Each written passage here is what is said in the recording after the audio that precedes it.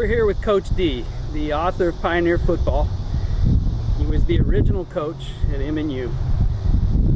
We're going to ask him today, in this historic occasion of tearing down Pioneer Stadium, what his first and most memorable time was in his first year at Pioneer Stadium.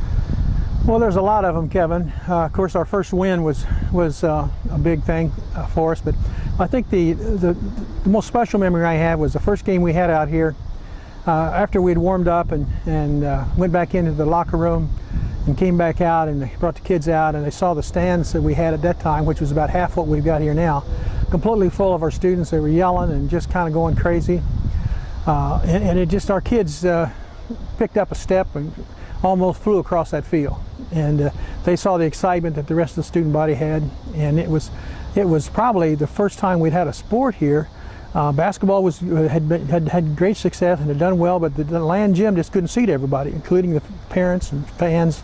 And so we finally had a place that had a sport that we can only have all of our kids out, students out, but parents and fans and people from the community. And seeing those people and hearing them really made it very special for all of us. And I know the kids talked to me after the ball game how they felt. They said, "Coach, it was even better than when we played in high school." So that made me feel very good. Thank you, Coach. We are here with our current president, Dr. Spittle. Dr. Spittle here at a time of MNU and change and of forward momentum. Now, looking at our stadium and it having to come down at this point may not seem like forward momentum, but you and I both believe it is. Talk to us about the future in Pioneer Stadium and Pioneer football. First of all, I've been around athletics most of my career, and I just love the vitality and the energy it brings to campus. I'm thrilled with the lessons that our players learn on the field, perhaps, that they won't learn anywhere else. It just adds so much to the campus, and as we move forward, it's symbolic that we move towards a new stadium and a new complex here. It indicates that we are moving forward. But I think as we plan for the future, our goal is to make sure that what we do is consistent with our mission and our Christ-centered purpose, but it's also consistent with quality competition and doing our best and always being better than we were before. So I'm excited about the future and the prospects of all that's going to come, and this football stadium and all of its history and heritage will not be forgotten. But as we move forward, we'll be looking ahead to the bright possibilities of just some great times together at this field and together in the competition as we celebrate Pioneer spirit. We're here with Vice President for Advancement John North and former MNU football player, alum. On this historic occasion commemorating the demolition of Pioneer Stadium, at this time we'd like to reach back into John's archives here. Sure. And ask him what Pioneer football meant to him as not only a student, but what it means to him now as an alum. Yeah. Well, to answer that question, I've really got to start with who's Mid-America. And, Mid-America transformed my life when I was a student, and Pioneer football was a huge part of that. And when I think about the students that were here when I was and the character of those students, and I think about how life's gone on the last 20 years and what they've done with their lives, what they've done for the kingdom, a lot of that was built right here on this field. It was built on that practice field next door. It was taught by our coaches, and it was the character in which you lived your life. It was the hard work and dedication you put in to win a game or even in practice to prepare and be ready. It was translated in the classroom and in our chapel services, but you can't look at this field, you can't think about these stands and not think of the hundreds of guys that have gone through this program and what Mid-America has meant to them to transform their lives and what they're doing for the kingdom. From one end of the field to another in that first year, just go ahead back and tell me again. Dr. Spittle, that Friday night before our first ball game, we always used to have what was called commitment time on Friday nights.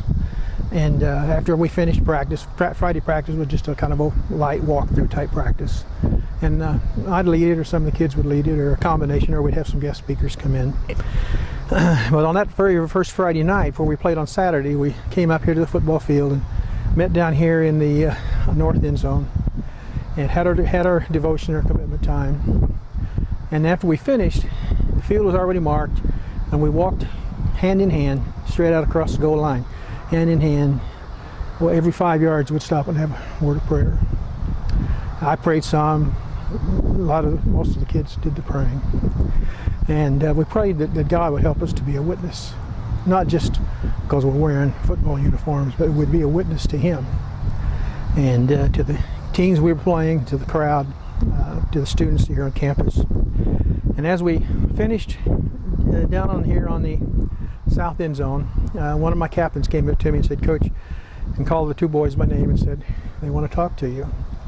And they came up to me and said, "Coach, we want to become a Christian."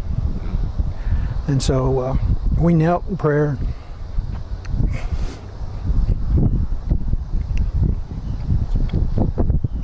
And that's what it's all about. Right, right. You know, and as you're leading our college, you know, we're so proud of where our college is at. People like John, Kevin. This is a great institution. It really is. But even more than that, we serve a great God. Absolutely. And regardless of whether it's building a new football stadium or finding money to support a campus, God's going to be there in His timing and in His way. He'll be there. He'll meet our needs. Right. And I wouldn't trade my experience with all these ghosts that I see playing out here right now for anything. Wow. I'm so glad that I was a part of those kids affecting my life, making me a better person, making me a better Christian, and helping each other. Coach, this was like your congregation that extended down through the years, and you probably have more converts than most pastors do. So it's what a wonderful ministry, and it wasn't just about the winning, which is always fun and great, but it's how you're going to live your life. Well, yeah, I appreciate that, but also like a minister, there were times when they would vote it, they probably would have voted me out. That means you were a good coach and a good minister. Great.